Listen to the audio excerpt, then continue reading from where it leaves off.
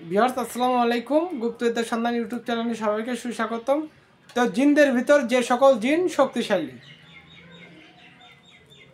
তো উল্লেখযোগ্য হলো বালেশ্বর, কালেশ্বর, কালী, মাসনা, মাদার, দেও।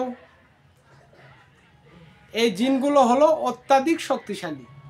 যেমন উল্লেখযোগ্য, একটা এমপি যখন একটা প্রোগ্রাম করে ওখানে হাজারো মানুষের ঢল নামে, তেমন ওরাও জিনপরির ভিতর দেবতা, ওরাও যখন ডাকে ওদের যত সাঙ্গবাঙ্গ আছে ওরা সবাই এসে ভিড় জমায় ওকে বাঁচানোর জন্য। তো জিনদের ভিতর এরাই শক্তিশালী।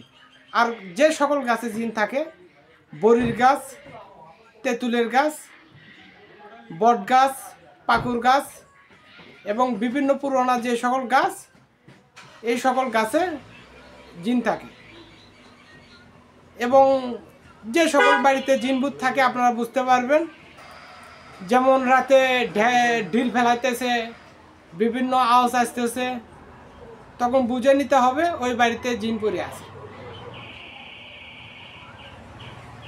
তো সবাই ভালো থাকবেন, সুস্থ থাকবেন, আমার জন্য দোয়া করবেন, আমিও আপনাদের জন্য দোয়া করি। আসসালামু আলাইকুম। আর আপনাদের মনে একটা প্রশ্ন থাকতে পারে, তো এটা পরের ভিডিওতে দিব। আসসালামু আলাইকুম।